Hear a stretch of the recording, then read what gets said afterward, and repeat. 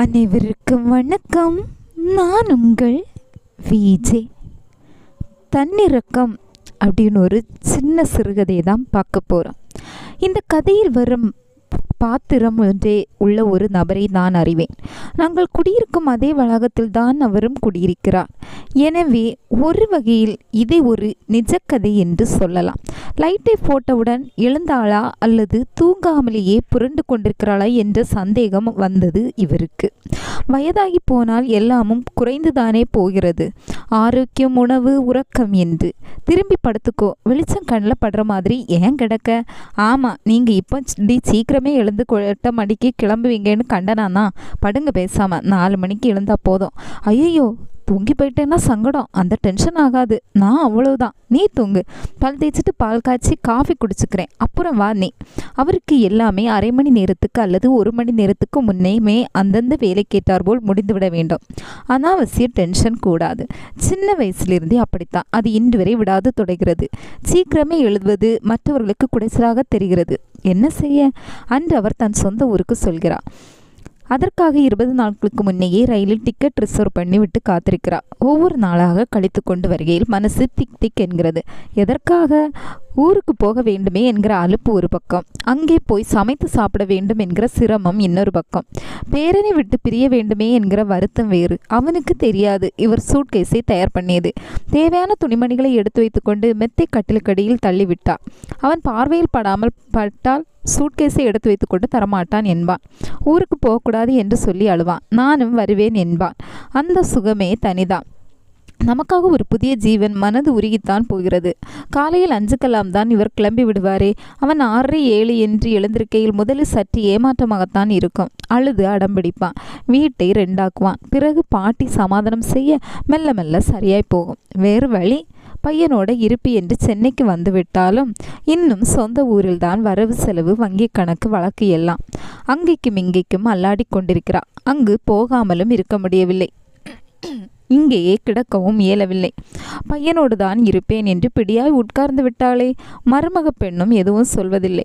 எங்கே சொல்ல? என்னத்த சொல்ல? அதான் பொழுது விடிந்ததும் விடியாததுமாய் வேலைக்கென்று கிளம்பியாக வேண்டியிருக்கிறதே. கம்பெனி பஸ்ஸை பிடிக்க டான் என்று காலை 7க்கு ஸ்டாப்பில் இருந்தாக வேண்டும். ராத்திரி திரும்புகையில் மணி 8 ஆகிவிடும். ஓஞ்சு உட்கார்ந்து ஐயோடா அப்பாடா என்னவோ நடக்கிறது போங்கள். இதற்கு மேல் என்னத்த சொல்ல? எந்திர வாழ்க்கை என்றால் உண்மையில் இப்போதுள்ள IT இளைஞர்கள் வாழ்கிறார்களே, அதுதான். மூத்த தலைமுறை காலமான 10 to 5 எல்லாம் என்றோ மலையேறிவிட்டது. நானோ சொந்தமாய் சமையல் செய்து சாப்பிடுவது பற்றி சுந்தரிக்கு ஆதங்கம்தான். இந்த மனுஷன் என்னத்தை சமைச்சா என்கிற அலட்சியம். உங்களை யார் சமைக்க சொன்னது? ஒரு மாமி இருக்காங்கன்னு சொன்னீங்களே, அவங்க கிட்ட சொல்லிட்டா போச்சு, கொண்டு வந்துட்டு போகிறாங்க. எப்படியானாலும் டிஃபன் நான் தானே பண்ணியாகணும். ஊர் போய் முதல் வேலையை மாவு அரைக்க வேண்டும் என்கிற என்ற எண்ணம் வந்து முட்டியது. அவரை போய் இறங்கியதும் இறங்காததுமாக அரிசியும் உளுந்து வாங்க புறப்பட வேண்டும். அப்படியே வாங்கி வந்தாலும் ஊற போட தண்ணீர் வேண்டும். அதற்கு வாசலில் வேன் வர வேண்டும். போய் சேரும் நேரம் மதியம் 1 மணி. அவனோ காலை 8, 8:30 கீங் என்று காதுகளையே உரான் அணித்து கொண்டு வந்து போயிருப்பான். பதப்படுத்தப்பட்ட தண்ணீர் என்று பெயர். 3 நாள் கழிந்தால் புழுநெழுகிறது. அதற்குள் அதை முழுவதும் பயன்படுத்தியாக வேண்டும். எத்தனை தரம் எதிர் வீட்டில் தண்ணீர் கேட்பது? சட்டியை தூக்கி கொண்டு போய் எம்மா பிச்சை போடுங்க என்பது போல். ஒன்றும் சங்கடப்படாதீங்க சார், கூச்சப்படாமல் கேளுங்க என்று தான் சொல்கிறார்கள். சார் ரொம்ப கூச்சப்படுவார். நாமளே கொண்டு போய் கொடுத்துடுவோம். பாவம் என்று தண்ணீர் ஒரு அளவு பாத்திரத்தில் தூக்கி கொண்டு வந்து இந்தாங்க பிடிங்க என்றா தருவார்கள். அப்படி என்ன அவசியம் இருக்கிறது அவர்களுக்கு? பூட்டி கிடக்கும் வீட்டை யாரும் தூக்கி கொண்டு போகாமல் ஜாக்கிரதை பார்த்து கொள்வதே பெரிது. ஆள் இருக்கிறது என்பதற்கு அடையாளமாய் மாலையானால் வாசல் லைட்டை போடுவதும் பின்னர் 10 மணிக்கு வந்து அணைப்பதும் யார் யார் செய்வார்கள்? அந்த அளவை கௌரவத்தை காப்பாற்றி கொள்ள வேண்டாமா? மேலும் மேலுமா சிரமம் கொடுப்பது? ரயிலில் ஒரு தண்ணீர் பாட்டில் தர்றான். நீங்கள் இங்கே இருந்து ஒரு பாட்டில் வெந்நீர் கொண்டு போகிறீங்க. ஏசி ட்ரெயினில் அதிகம் குடிக்க மாட்டீங்க. இறங்கின உடனே 10 ரூபாயை கொடுத்து இன்னொரு ரயில் நீர் பாட்டில் வாங்கினா அன்னைக்கு பொழுது ஆச்சு. நாளைக்கு காலம் பெற வெண்காரன் வந்துடுவான். பிறகு என்ன? காசு செலவழிக்க ஒவ்வொன்றுக்கும் யோசிச்சா எப்படி? கஞ்ச பிசுனாரி. நினைப்பது எல்லாவற்றையும் சர்வசாதாரணமாய் கேட்டு விடுகிறான். போனது போக மிச்சம் என்பது போல. அப்படித்தான் இதையும் கேட்டான். உங்களை யார் டிஃபன் பண்ணிக்க சொன்னது? அதையும் சேர்த்து அந்த மாமிக்கிட்ட சொல்லிட வேண்டியதானே. சப்பாத்தியோ தோசையோ கொண்டு வந்துட்டு போகிறாங்க. ஊருக்கு திரும்புகிற அன்னைக்கு மொத்தம் எவ்வளோ ஆச்சுன்னு உருவி கொடுத்துட்டு வருவீங்களா? எல்லாத்துக்கும் யோசிச்சுக்கிட்டே இருக்கீங்களே, மிச்சம் பண்ணி என்னத்தை கண்டீங்க? ஒரு சீட் வாங்கி ஆசையாக உள்ள தள்ள முடியுமா? ஆகாது உடம்புக்கு. மேலும் மேலும் சேமித்து என்ன பண்ண போகிறோம்? சேர்த்து வச்சதெல்லாம் போதும். அவங்கவுங்க சம்பாத்தியம் இருக்குதானே, நாம் தூக்கி கொடுக்குறதுலையா வாழ போகிறாங்க? நம்மளோட இது நாள் வரையிலான சேமிப்பு நாசமாக சாகிற வரைக்கும் நம்மை பாதுகாத்துக்கிறதுக்கு முதல்லையே தூக்கி கொடுத்துட்டு ஒட்டாண்டியாக அம்போன்னு நிற்கிறதுக்கு இல்லை. புரியுதா? பையன் இருக்கும்போதே அவன் காது கேட்கத்தான் இதையெல்லாம் சொல்கிறாள். மருமகளும் இருக்கிறது தான், அவர்களும் கேட்கிறார்கள் தான். ஆனால் எதுவும் பதில் பேசுவதில்லை. எதையும் சொன்னாலும் சொல்லாவிட்டாலும் கடைசியில் நம்ம கைக்குத்தானே வந்தாகணுங்கிற எண்ணம் இருக்கலாம்.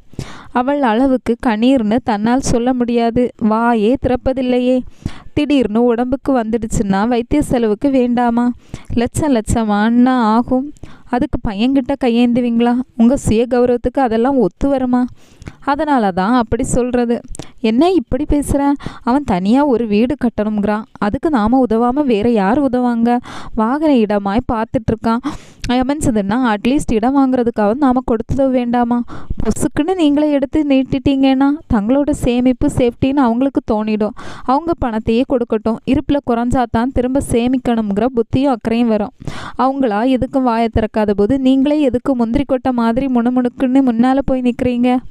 யாரையும் அவ்வளவு சுலபமாக நம்பிடாதீங்க. தாயும் பிள்ளையும் ஆனாலும் வாயும் வயிறு வேறு தான். அதை மனசில் வச்சுக்குங்க. யோசிக்கும் எல்லா விஷயங்களிலும் ஒரு தீர்மானம் இருந்தது சுந்தரிக்கு. ஊசலாட்டம் எல்லாம் தனக்குத்தான். இப்படி செய்யலாமா அப்படி செய்யலாமா என்று எந்த ஒரு விஷயத்திலும் முடிவெடுக்க முடியாமல் திணறும் தன்மை. மனிதனின் பாதி காரியங்கள் இப்படித்தான் கெடுகின்றன, அல்லது நடக்காமல் போகின்றன. மணி 4 நெருங்கி கொண்டிருந்தது. காஃபி குடித்து முடித்திருந்தார் சுதாகரன். சமீபமாக இந்த காஃபியும் தன் வயிற்றுக்கு ஆவதில்லை. உப்பென்று பெரிதாக்கி விடுகிறது. பசி மந்தித்து போகிறது. அடியோடு நிறுத்திவிடலாமா என்று யோசித்து கொண்டிருக்கிறான். பிறகு காலை உற்சாகத்துக்கு என்னதான் செய்வது? உற்சாக பானம் என்று ஒன்று உள்ளதா என்ன? எல்லாம் நாமே நினைத்து கொள்வதுதான், அல்லது பழக்கத்துக்கு அடிமையாவதுதான். உங்கள் பையன் டீ தானே சாப்பிட்றான், அதுபோல் நீங்களும் டீக்கு பழகிக்குங்க. அது அவ்வளவா தொந்தரவு செய்யாது. ஆனால் ஒன்று, அதையும் 1-2ஓட நிறுத்திக்கணும். 3-4ன்னு தாண்டக்கூடாது. ரொம்ப திக்காவும் குடிக்கக்கூடாது. முதல் முறையாக போட்ட டீ தூள்லையே 2ஆம் டீயையும் போட்டு லைட்டாக குடிக்க பழகிக்கணும். அப்போ தான் வயிற்றுக்கு தொந்தரவு இல்லாமல் இருக்கும். டீக்கு மாறிவிடுவோமோ என்று யோசித்து கொண்டிருக்கிறார் சுதாகரன். யோசனையில்தான் காலம் கழிகிறதே ஒழிய அந்த டிகாஷன் காஃபியின் மனம் மூக்கிலே தான் நிற்கிறது. காஃபி மேக்கரில் பொடியை போட்டு தண்ணீர் ஊற்றும் போதே சொட்டு சொட்டாய் இறங்கும் அந்த திக்கான டிகாஷனம் மனம் அதென்ன இன்று நேற்றா வந்தடைந்தது? இளம் பிராயம் முதலே உயிரோடு உறவாடி கொண்டிருக்கிறதே. இந்தியன் காஃபி என்று காஃபி கொட்டைக்கு வரிசையில் நின்று கெஞ்சி கூத்தாடி 1/2 கிலோவும் 1 கிலோவுமாக வாங்கி வந்து அதை அரைத்து காஃபி பொடியாக்கி அந்த நாட்களில் அதுவே ஒரு பெரும் சாதனை. அதுவும் இல்லாமல் இருந்த காலமும் உண்டுதான். காஃபி பொடிக்கும் சர்க்கரைக்கும் காசு இல்லாமல் அப்பா கொண்டு வரும் கொஞ்சோண்டு துட்டில் எத்தனைக்கு முளம் போட்டிருக்கிறாள் அம்மா. அதுவும் தானே நடந்தேறியது. கஜகர்ண வித்தையை பயின்ற காலம் அது. அன்று கிடைத்த தண்ணீர் காஃபி பிறகு வந்த காலங்களில் இதை கூட பிரியப்பட்ட மாதிரியான குவாலிட்டியில் குடிக்க உரிமை இல்லையா? அப்புறம் எதுக்கு தான் சம்பாதிப்பதாம் என்றாகி போனது. சின்ன சின்ன ஆசை, சிறகடிக்க ஆசை. குளித்து முடித்து வெளியே வந்தார் சுதாகரன். அந்த காலை நேரத்தில் எழுந்து பச்சை தண்ணீரில் குளித்து ஃப்ரெஷ்ஷாக இருப்பது மனதுக்கு மிகவும் உற்சாகமாக இருந்தது. இந்தா பாருங்கோ, 3 தோசை வச்சுருக்கேன். அடியில் மிளகாய் பொடி போதுமா? இன்னொன்று வைக்கட்டுமா என்று கேட்டாள் சுந்தரி. அவள் எழும் நேரத்தை அவளுக்கு யாரும் சொல்ல வேண்டியதில்லை. எப்பொழுது எழுந்தால் எப்பொழுது வேலை முடியும் என்கிற தீர்மானம் உண்டு. பதில் சொல்லுங்கோ. காதில் விழுந்துதா? 3 போதும். அப்புறம் வயிற்ற கலக்கித்ததுன்னா சங்கடம். ரயிலில் 2 பாத்ரூம் போகிறதெல்லாம் சத்தனை சரிப்படாது. லக்கேஜை விட்டுட்டு போகணும். பயமாயிருக்கும். வேணாம். உங்களுக்கு எல்லாத்துக்கும் பயம். மனுஷா எல்லாரும் என்ன திருடாளா? நம்மளை மாதிரி தானே மற்றவாளும். கொஞ்சம் பார்த்துக்குங்கன்னு சொல்லிட்டு போனால் ஆச்சு. யாரையும் நம்புறதில்ல. நம்ப முடியாதடி, இந்த காலம் அப்படி. நம்ம யார்கிட்ட சொல்லிட்டு போகிறோமோ அவனே நம்ம பொட்டியை தூக்கிட்டு கம்பி நீட்டிடுவான். அல்லது யாராவது கவனிச்சுட்டு இருந்தாங்கன்னா அவங்க அபேஸ் பண்ணிடுவாங்க. தலைக்கு மேலே வச்சதே இருக்கான்னு தலையை நிமித்தி பார்க்க வேண்டியிருக்கு. நீ என்னமோ பேசுகிற. ஐயே போதுமே உங்கள் பேச்சு. உங்களை மாதிரி 4 பேர் பயந்தா போதும். அப்புறம் ட்ரெயினுக்கே நாளடைவில் கூட்டம் குறைஞ்சி போயிடும், திருட்டு போயிடும்னு. அப்படியெல்லாம் யாரும் இல்லை. மனுஷாலை நம்ப பழகிக்கோங்க. இனிமேலா சொந்த பந்தங்களையே நம்ப முடியல இந்த காலத்தில். பார்க்க போனால் எங்கே வந்து ஒட்டுண்டி வாழோன்னு அளந்து அளந்து பேசுகிறாங்க. ஃபோனில் பேசுகிறது கூட குறைஞ்சி போச்சு. இல்லைன்னா ரொம்ப இஷ்டமாக இருக்கிற மாதிரி வாயால் வழிய விடுறாங்க. எல்லாம் போய் அநியாய சுயநலம். அவனவனுக்கு அவனவன் பொண்டாட்டி புள்ள இது மட்டும்தான். தாய் தகப்பனை கூட எவனும் கொண்டாடுறதில்ல. ஒரு மூலையில் கிடந்துட்டு போகட்டும், இல்லைன்னா முதியோர் இல்லத்தில் சேர்த்துடுவோன்னு துணிஞ்சிடுறாங்க. இவனுங்களுக்கு வயசே ஆகாதா? நாளைக்கு இவனுங்களும் கிளிப்பயலுக ஆக மாட்டாங்களா? மார்க்கண்டேயர்களா எல்லாரும்? அப்போது அவனவன் பிள்ளைக அவங்கள தூக்கி எறிஞ்சாங்கன்னா எவனாவது இதை யோசிக்கிறானா? முதியோர்களை மதிக்காத கொண்டாட தெரியாத சமூகம் என்ன சமூகம்? அது கிடக்கட்டும். இந்த எவசெல்வர் சம்பளத்தில் சாதம் வச்சுருக்கேன், கொஞ்சமாக பால் ஊற்றியிருக்கேன். அங்கே போய் போகிற வழிக்கு தயிர் பாக்கெட் வாங்கிட்டு போங்க, சாதத்தோட தயிரை கலக்கி சாப்பிடுங்க, ஊறுகாயும் தனியாக சுற்றி தர்றேன். ஏறக்குறைய எல்லாம் ரெடி. ஒரு பிளாஸ்டிக் பாட்டிலில் தோசை மாவையும் ஊற்றி வைத்திருந்தாள். போய் 2 நாளுக்கு கவலை இல்லை. 10 வீடு தள்ளி மாவு இருக்கிறார்கள் தான். ஏனோ அந்த மாவு வயிற்றுக்கு ஒத்துக்கொள்வதில்லை. அரைச்ச மாவையே அரைச்சி கரைச்ச மாவோடு கரைச்சி எதுக்கு அதையெல்லாம் சொல்லி கொண்டு? அவர்கள் பிழைப்பு அது விற்று தள்ளுகிறதே. அந்த பகாசுர கிரைண்டர் வாய்ந்திருந்தால் அழும். அவர்கள் தூங்கும் போதேனும் அதுவா தூங்குமா என்பதே சந்தேகம்தான். ஒருவேளை அந்த சத்தம் இல்லையெனில் அவர்களுக்கு தூக்கமே வராதோ என்னவோ. அப்படியும் இருக்கலாமே. என்னப்பா ரெடியா என்று கேட்டுக்கொண்டே பையன் விழிப்பு வந்து எழுந்து வந்தான். அலாரம் வச்சிருந்தியா? கரெக்டாக எழுந்துட்டியே. ஆமாப்பா, உன்னை எக்மோர் கொண்டு விடணும்ல, அனாவசியமாக உன்னை சிரமப்படுத்த வேண்டியிருக்கு. பேசாமல் ஏதாச்சும் டாக்ஸி புக் பண்ணிடேன்னு வச்சுக்கோ. நான் பாட்டுக்கு இங்கே வாசல்லே டாட்டா சொல்லிட்டு போயிருப்பேன். ராத்திரியே புக் பண்ணிட்டா அவன்தான் காலையில் டான்னு 4:45 லஞ்சுக்கெல்லாம் வந்து நிற்கிறானே. வாடகை தான் தாறுமாறாக கேட்பான். புக் பண்ணுற போது ஒன்று காண்பிக்கும், எக்மோர் போய் இறங்கிற போது வேறொன்று காண்பிக்கும். அவன் சொல்கிறது தான் கொடுத்தது தான் வைத்தறிச்சலாக இருக்கும். இதென்னடா இது, ட்ரெயின் டிக்கெட்டில் பாதியை கேட்குறானேன்னு எதுக்கு புலம்புற? நான் தான் கொண்டு விடுறேன்னு சொல்லிட்டேன்ல, அதுக்கு தானே எழுந்திருச்சேன். நம்மக்கிட்டேயோ கார் இருக்குது, அப்புறம் எதுக்கு டாக்ஸியில் போகணும்? ஒன்றும் பிரச்சனை இல்லைப்பா, நீயா ஏதாச்சும் நினச்சிக்காத, மனசு போட்டு உலட்டிக்காத, அதுக்கு இல்லை. இப்படி 4க்கு 4:30 எழுந்திரிக்க வேணாமே, 6:30 7ன்னு தூங்கலாமே. என்னால் தூக்கம் கெடுது தானே. ராத்திரி 12 1ன்னு வேலை பார்த்துட்டு வந்து விழற, அதுதான் சங்கடமாக இருக்குது. ஒரு சங்கடமும் இல்லை. எப்பயாச்சும் ஒரு வாட்டி தானே. கிளம்பு எல்லாம் எடுத்து வைத்து கொண்டாயிட்டா என்று ஒரு முறை ரீவைண்ட் செய்து பார்த்து கொண்டா. பர்ஸ், ஆதார் கார்டு, ஏடிஎம் கார்டுகள், பணப்பத்திரமா என்று பேன் பாக்கெட்லேருந்து எடுத்து பார்த்து கொண்டா. சுந்தரி கொடுத்த டிஃபன் ஐட்டங்கள், ஒரு தனி பேக் முதுகில் சுமக்க, அப்புறம் ஒரு சூட் கேஸ், அதில் பக்கவாட்டில் சிறிய வெந்நீர் பாட்டில். மொபைலை திறந்து ஒரு முறை டிக்கெட்டை சரிபார்த்து கொண்டா. எந்த கோச் எந்த சீட் என்பது அடிக்கடி மறந்து போகிறதே. ஸ்க்ரீன்ஷாட் எடுத்து சேவ் பண்ணி வச்சுக்கோப்பா என்று பையன் சொல்லியிருந்தான். ஜங்ஷன் போய் இன்னொரு முறை திரும்பவும் நிச்சயம் பார்க்க வேண்டியிருக்கும். கண்டிப்பாய் மறந்துதான் போகும். அந்த பதட்டமெல்லாம் வேண்டாம் என்றுதான் ரொம்ப முன்னதாகவே போய் நிற்பது. கோச் கதவுகள் திறக்கப்படாவிட்டாலும் கூட பரவாயில்லை. பிளாட்பார பெஞ்சில் அமர்ந்து ஆசுவாசப்படுத்திக் கொள்வதும் ஒரு வகையில் நிம்மதிதான். ரயில் தனக்கு நேரம் கொடுப்பதற்கு பதிலாக தான் அதற்கு நேரம் கொடுப்பது, அதில் ஒரு அலாதி திருப்தி. அப்படி அமர்ந்திருப்பதும் ரயில் ஏற வரும் பல்வேறு முகங்களை ரசித்து பார்ப்பதும் தனி சந்தோஷம். பத்திரமாய் போயிட்டு வாப்பா. சமைக்க முடியலன்னா சிரமப்படாத. அம்மா சொன்னால் அந்த மாமீட்டை வாங்கி சாப்பிடு, இல்லைன்னா ஹோட்டலில் போய் சாப்பிடு.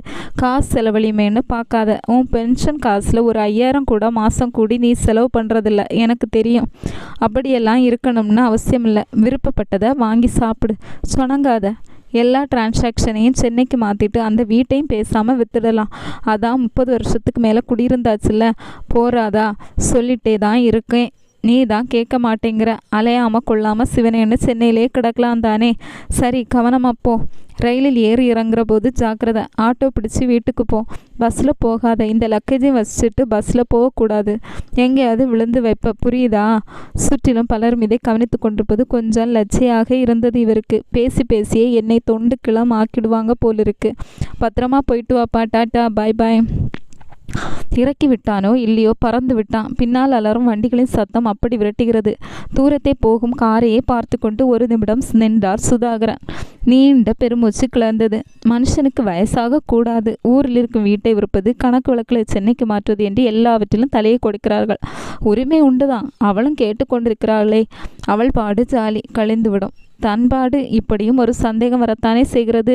நாளைக்கு இவனே என்னை வெளியே போ என்றால் நான் எங்கு போய் நிற்பதா? நடக்காது என்று எப்படி சொல்வது? எதுவும் நடக்கலாமே. சேச்சே, நம்ம பையன் அப்படியெல்லாம் இருக்க மாட்டான். இப்படி நினைக்க இவ தயாரில்லை. காலம் யாரையும் எங்கேயும் புரட்டி போடும், தூக்கி வீசும். இங்கே வந்துடு என்று சொல்வதற்குள் நான் கட்டி அந்த மாளிகை தானே இன்றும் காத்து கொண்டிருக்கிறது. அது அவருக்கு ஒரு கோயில்.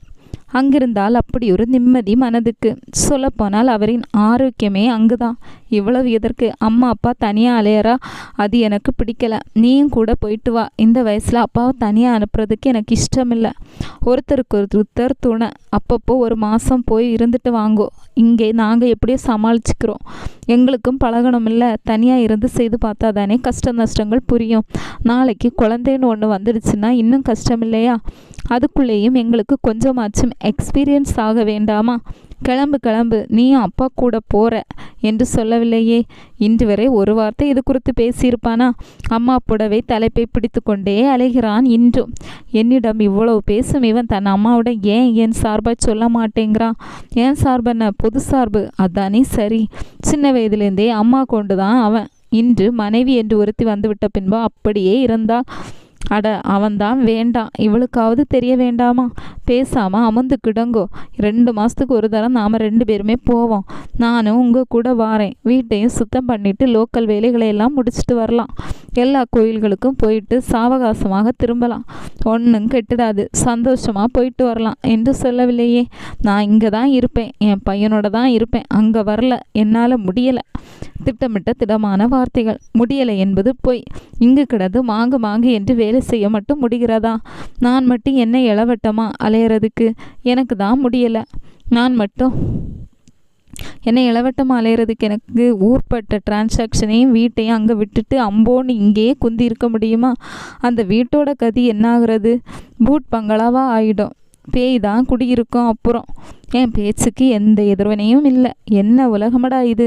அம்மாவின் இந்த பிடிவாத பேச்சு அவனும் அமைதியாக கேட்டுக்கொண்டு தான் இருக்கிறான். என்னிடம் பேசும் உரிமை கூட அவனுக்கு அம்மாவிடம் இல்லையோ? இதை அவன் பொண்டாட்டி கவனித்து கொண்டே இருப்பாள் என்பது அவனுக்கு தெரியாதா? ஆனாலும் அவன் அம்மா கொண்டு தான். நான் ஊருக்கு கிளம்பு போதெல்லாம் வேண்டியதை பார்சல் பண்ணி ஆளை கிளப்புவதில் தான் சுந்தரி குறியாயிருக்கிறாள். என்னத்துக்கு இப்படி அலையறேன் என்று கரிசனமாய் ஒரு வார்த்தை இல்லை இன்று வரை.